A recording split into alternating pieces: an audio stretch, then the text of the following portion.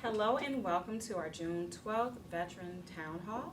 I am Angela Morris, the Associate Director for Resources. I'm currently filling in for Director Doling, who is out on VA travel this week. First, I'd like to share some information about our main hospital, including commonly requested phone numbers on your screen. So you should see up on the screen several ways that you can contact us to make appointments, also to contact your mental health clinic, My Healthy Vet, patient advocate office, medical records office for release of information and other details, and most importantly, enrollment and eligibility. So please take note of all of those numbers. We will continue to share that information on our SharePoint as well as our future town halls. All right. So for our highlights today, we would like to focus on the LaSalle VA Clinic. You see the picture here in front with our address, just in case if you weren't aware of where we're located. The LaSalle C-Box serves approximately 1,500 veterans a month. Some of the healthcare services they provide include primary care, women's health, audiology, laboratory services, physical therapy, social work, nutrition, mental health, telemedicine, teleretinal, teledermatology, and home-based primary care. Additionally, the LaSalle CBOC offers daily transportation services to Hines for veterans with scheduled appointments. The clinic also started a vegetable garden recently to supplement its micro-food pantry with fresh vegetables for our nation's heroes. You can find the LaSalle CBOC contact information on your screen. If you have any specific questions, please comment below or send us a message and we will get back to you as soon as possible. Next up, we would like to highlight events that occurred this past Saturday at our Hines campus. On June 8th, we hosted a free health and benefits fair for area veterans. During the event, 19 veterans received primary care physicals, 20 enrolled in VA healthcare, 17 received veteran ID cards, and 13 were registered for My Healthy Vet. Along with primary care and toxic exposure screenings, the event also featured presentations by several Hines VA services, including audiology, blind rehab, social work, mental health, physical therapy, and geriatrics. It was a fantastic event, and we look forward to more in the future. There will be a roadshow coming to our C-Box as well. So if you have a friend or you yourself could not join us this past Saturday, feel free to look for our eligibility team information on our SharePoint site and also in the chat. Thank you so much for that. So next up, the Fisher House event. So on June 12th, we had a celebration in our Fisher House, an open house. So thank you so much to that team for hosting earlier today. Our veterans and community members had the opportunity to learn what Fisher House offers. Guests also received a tour of the house and enjoyed delicious food. We hope you all had a chance to partake in our activities. Next up, for pharmacogenic testing for veterans, we just want to remind everyone that pharmacogenic testing is a benefit available to veterans receiving care here at Hines and also our local C-Box. This testing uses your genes to help you and your healthcare providers understand which medicines and doses may be the safest and most effective for you. If you're interested in more information, feel free to reach out to your provider about testing, and you can contact, the best number for you to contact is 708-202-4552. At this time, we will now have our safety story from our HRO point of contact, Ms. Felicia Percy. Thank you. Hello, good afternoon. So I'll be sharing the safety story for today, and this story was submitted by the son of a veteran who received care at Hines. Approximately 5 years ago, the veteran was admitted to a hospital in Florida. He was in critical condition and he needed his medical records quickly, particularly imaging that was completed at Hines. Providers in Florida has shared with the son of the veteran that he may not survive. So the son of the veteran came to Hines immediately to retrieve the records. The veteran's primary care provider at Hines was not available, So the son went to X-ray where he met Grenier, and she's the PSA in that department. She spent hours with the son on that day working to obtain all the films on CD and obtaining the correct release of information. She also directed him to the release of information department so he could obtain the important records. She then helped him send them to Florida. The VA Medical Center in Florida received the records from Hines, and based on the records and radiology films and imaging that was sent, they believed that the veteran would survive. So the veteran spent 2 months in the ICU and a short stay in nursing rehabilitation, and is reported by the son now to be good as new. He's cutting the grass, gardening, and enjoying life. The son of the veteran sent this letter detailing the events in hopes to recognize Grenier for saving his father's life. And this safety story aligns with HRO value. It's about the veteran and demonstrating the lasting impact the staff can make in one individual's life. Grenier's actions exemplified high reliability values, and we can see how achieving high reliability can bring positive values to the veteran experience. All right, so next up I want to introduce Dr. Richardson for the Chief of Staff Medical Update. Thank you, and welcome again to our Veterans Town Hall. I wanted to expand on the acting director in her talking about the health and benefits fair to remind that there are continued expansions to care that the VA and Hines particularly have expanded on.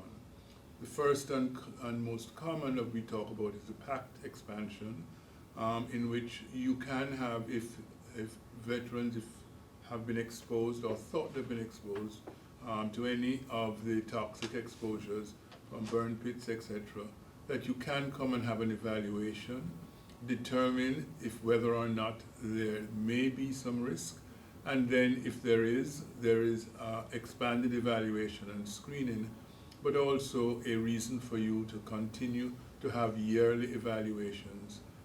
That, again, on the website, on our internet site, you can see and make an appointment, or through the telephone, you can speak to our TS navigator who can take you through the benefits and adjust and attach you to our VBA or benefits coordinator. Secondly, I want to remind everyone that we still have a continuing suicide prevention, screening and evaluation, which we do with any veteran that comes for encounters.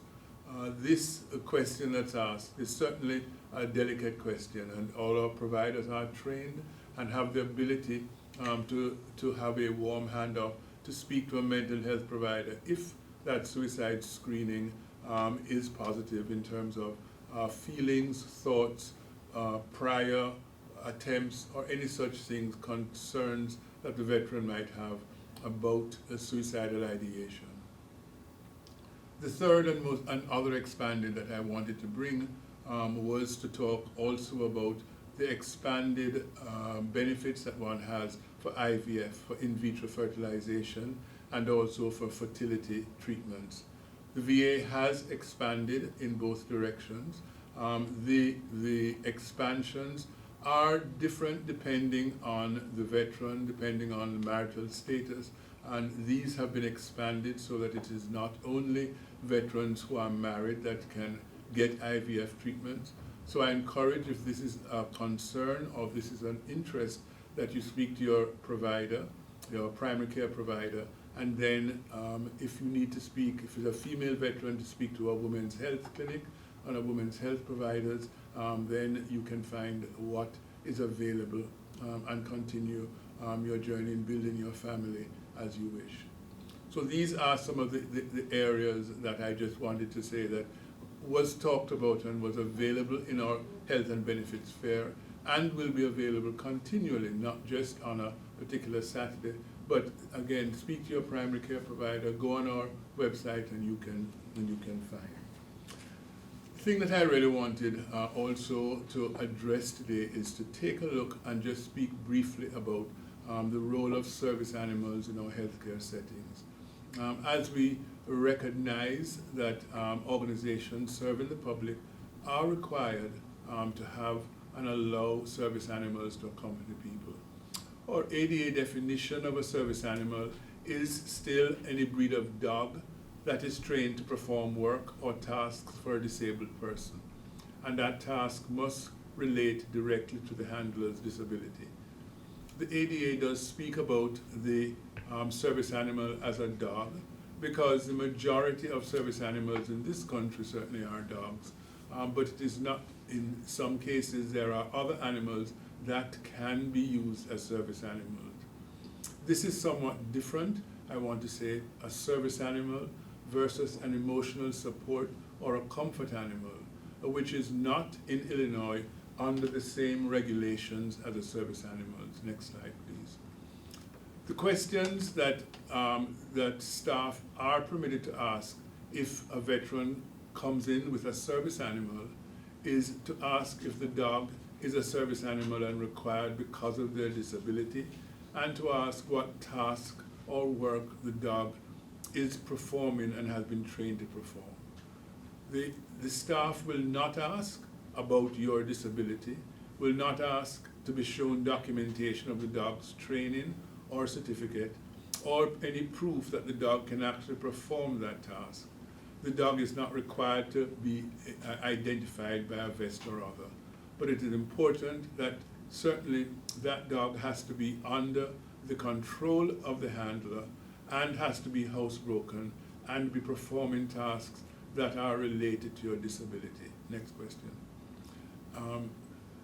If any of these things are not, so if the animal is out of control, if it's not housebroken, or if it's not being controlled effectively, we can ask that that dog, service animal, be removed. However, we will not and cannot remove the animal purely because a member of the team is afraid of dogs or has an allergy to dogs.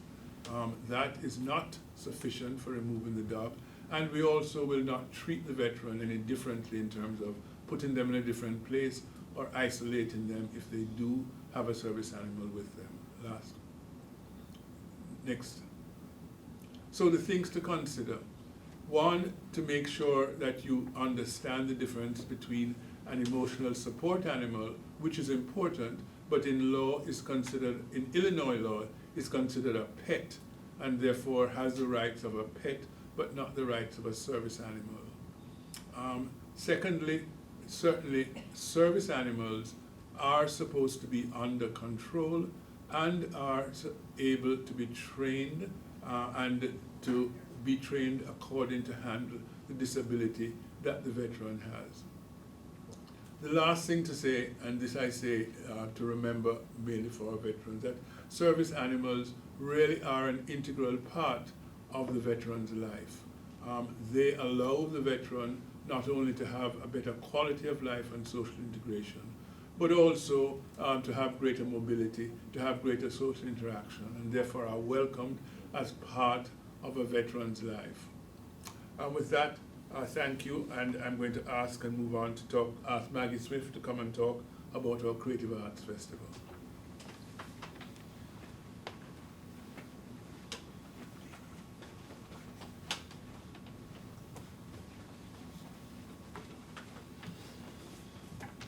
Good afternoon, Hines veterans. Next month, Hines VA will be hosting its 24th annual Creative Arts Festival and competition. If you are not familiar with the Hines VA Creative Arts Festival, it's an event which features visual art, music, writing, and sometimes dance and drama submissions from Hines veterans. These submissions are featured at our in-person festival, which will take place on Wednesday, July 24th from 10 a.m. to 3 p.m. in the Building 9 Auditorium. All are welcome to attend. The Hines Festival is also part of a national competition where veterans from VAs across the country compete for the opportunity to attend the National Veterans Creative Arts Festival, which is held in a different city each spring. If you are a Hines veteran who is interested in submitting work into the festival, we are accepting music, writing, dance, and drama entries virtually now through Thursday, June 27th. We will be accepting visual artwork in person during the last week of June. That's Thursday, June 25th, Tuesday, June 25th through Thursday, June 27th during select hours in Building 228, Room 5044. For all details and information regarding the festival, please refer to our website. Available on the slide, it's www.tinyurl.com/Hines CAF. If you have any additional questions, please do not hesitate to reach out. You can email the Creative Arts Festival Committee at hinescafcommittee@va.gov or leave us a voicemail on the Creative Arts Program line 708-202-5673. Our next presenter will be providing an engineering update. Please welcome Joe Tumpus. All right, thank you. As mentioned, I'm Joe Tumpus. I'm the engineering chief here at Hines. And I'm going to talk just a little bit briefly about some of the larger projects we have going this year. Engineering touches everything on campus in terms of facilities, but these are some of the highlights that's going on. It is a slightly lower budget year, but we're still making the most of it and getting a ton of work done. So the large project that most people are visibly seeing is our South Lake Steam Replacement Project, and that is occurring along the southern half of our campus by the long-term care facilities, building 221 and 217 specifically. And even though it might look like just a lot of dirt being pushed around, there's actually a lot of engineering that has gone into making sure that this steam distribution leg will be of the state-of-the-art stuff, and it's going to be much more efficient and much more reliable than what our current system entails. You can go to the next slide. And here's where the steam pipes enters into the building. These are going to be buried underground when the project is all done, so we'll be restoring the site to the green pastures that you had before, and other than just a couple of steam vaults that will still be dotting the landscape. Next slide. This year has also been the year of roof replacements, so we did a full replacement of the Blind Rehab Center, Building 113's roof. You can see some of the work progression there. Long time coming. We had a number of leaks that needed to be addressed, and we were able to get the entire roof replaced. That just happened a few weeks back. Next slide. And we also did a similar project on spinal cord injury, Building 128's roof, and Building 220, which is the warehouse roofs. So lots of roofing projects going on. Got to keep everybody good and clean and dry. Next slide. Near and dear to everybody's heart is road and asphalt work. We recognize that on campus there are a lot of areas that have potholes or rough terrain or rough roads. We could not get everything done in a single season, but we did selectively choose some of the more important areas and more of the strategic areas to get patched, and those are shown some of the pictures here, but there is probably about 30 or 40 places across campus that we did some patchwork and small road patches on. And hopefully that makes your drive coming in a little bit easier. Next slide. Another STEAM project going this year is our repair between buildings 2 and buildings 12, and that's actually a distribution line that feeds not only building 12 but building 12 and 13 and all the clinics that use that space. The line does disrupt our parking lot in the south end of the campus a little bit there behind building 200, but once we're said and done in the next probably a couple of months, we'll be buttoning that back up, and we'll be restoring all the parking spaces that were lost during the project. Next slide. Also under engineering, we handle our healthcare technology management side, or biomed as some folks refer to them, and they've been in the middle of a very large upgrade to some of the bedside monitoring hardware. These are the new GE bedside monitors going in, and those are going in across campus and multiple clinics. It's a very large scale project, but it should result in having, again, state-of-the-art technology to perform any number of the operations of work that happens here at Hines. It's maybe some older buildings sometimes, but we do strive to deliver the state-of-the-art when it comes to the care and the abilities. Next slide.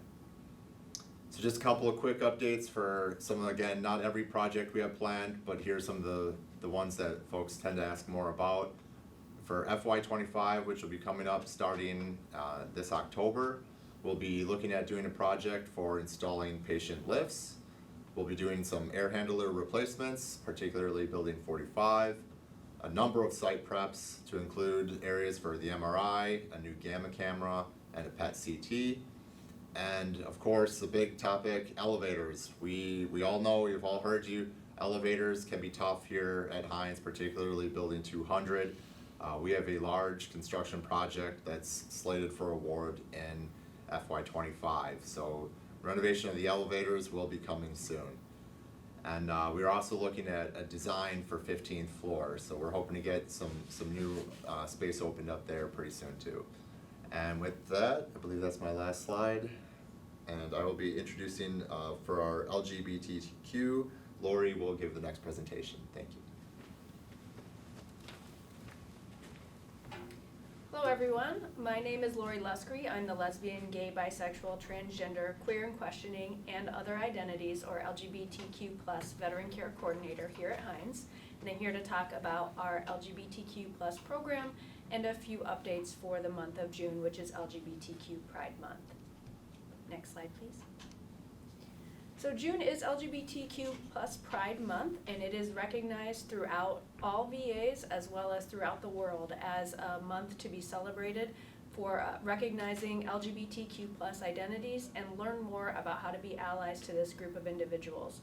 We also have the opportunity to participate in activities to acknowledge the history of LGBTQ+ individuals and advocate for folks. I want to say thank you to all of our LGBTQ+ veterans, staff, and volunteers. We see you and we welcome you at Hines. We are proud to serve all of our veterans. Next slide, please. Many VA facilities, including our Hines campus, will fly the LGBTQ+ Pride flag on the campus during the month of June. Hopefully you have a chance to visit campus this month and see the flag flying in front of building 200 as you see in the slide here. Next slide. The VA canteen or Patriot store will have some LGBTQ+ merchandise that you can purchase. This slide just shows an example of some of the items that may be available depending on inventory, but we do have a selection of merchandise to be purchased in the store. Next slide. I do want to make a couple of announcements. Folks may or may not be aware of some of the opportunities for you all to add gender identity and preferred name to your medical record. Veterans can enter their preferred name and self-identified gender identity, otherwise known as SIGI, to their veteran record on va.gov or speaking with eligibility staff. Sexual orientation information is entered by our staff. Veterans can also choose not to answer about their sexual orientation when asked this question at their appointments. We ask folks to share this information because it does help VA staff and providers know your identity and use respectful terms when delivering personalized care. Next slide. This slide just talks about what exactly is self-identified gender identity. Basically, it is the field where we're asking veterans to describe their gender identity. It may or may not match a veteran's sex assigned at birth. No documentation is required to change this field, and again, it can be entered by the veteran on va.gov or updated by our eligibility staff. The options that we have currently available are shown on the screen here. Next slide, please. A preferred name is the field that lists what a veteran prefers to be called. It could be a shortened name, a nickname, some folks use their middle name, or an absolute completely different name. I have some examples here on the slides. It also can be updated by the veteran on va.gov or by our eligibility staff. Next slide, please. And then sexual orientation information. Currently, we have 49% of our Hines veterans that have this information in their chart. We continue to collect it at patient visits, and the options are listed there. You also have the option to choose not to answer or defer for this visit. Providing your sexual orientation is the opportunity for you to give information that help us provide the best patient-centered care. And again, the options are there to be chosen from, or you can also defer or choose not to answer. Next slide, please. Our LGBTQ plus services that we have specifically for our veterans at Hines that I want to highlight, we do have 2 support groups. If you're interested in participating in any of our support groups for our Service and Pride or our Transgender Veteran Support Group, you can talk to your healthcare team. For gender affirming services, we also have hormone therapy, gender affirming prosthetics, gender affirming communications treatment, and gait training. Currently, no VA, including Hines, is able to provide gender affirming surgical procedures. However, VA is currently in the process of reviewing that information to be added to the medical package. Next slide, please. You can contact me directly as the LGBTQ plus Veteran Care Coordinator if you need further information or would like to get connected to services. The VA also has a website, patientcare.va.gov/LGBT, where you can find information about our services as well. Thank you and a happy Pride Month to all. Next, I will be turning it over to Brenda Fritz, who will be talking about our Women Veteran Town Hall.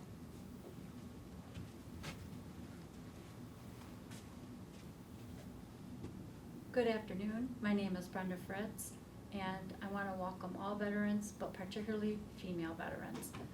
Hines is working very hard to enhance our current medical services and mental health, along with expanding all of our opportunities for women veterans. We have on July 17th, between 4 to 5, a Facebook Live presentation. I welcome everyone to come and attend. It'll be live so you can ask questions. We will present all the opportunities that Hines has for our women veterans. Please reach out with any questions that you have. And also, please take advantage of the fact that Hines welcomes women. So please get your care with us. Thank you. I'm going to turn it over to Angela Morris.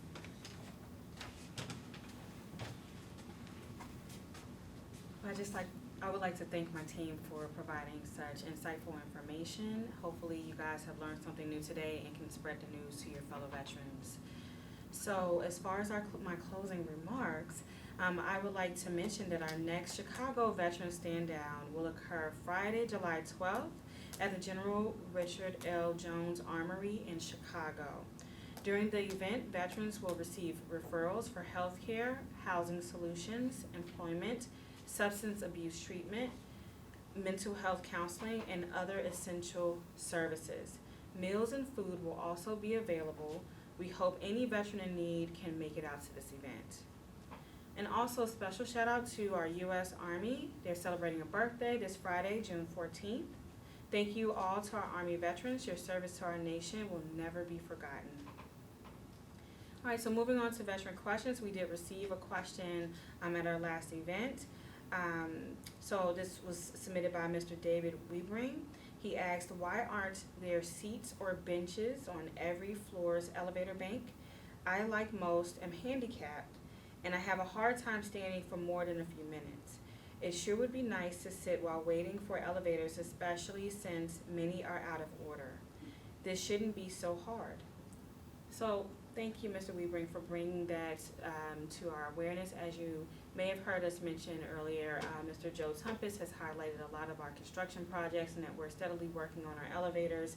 And we did take that into consideration. We're working very closely with our interior design team to come up with some viable solutions. Unfortunately, the team is out of the office today, but we will continue to work on that process, and we will follow up in this forum and other forums as well, so we can educate our patients on available seating areas. As we know, elevators can be a challenge in our aging infrastructure.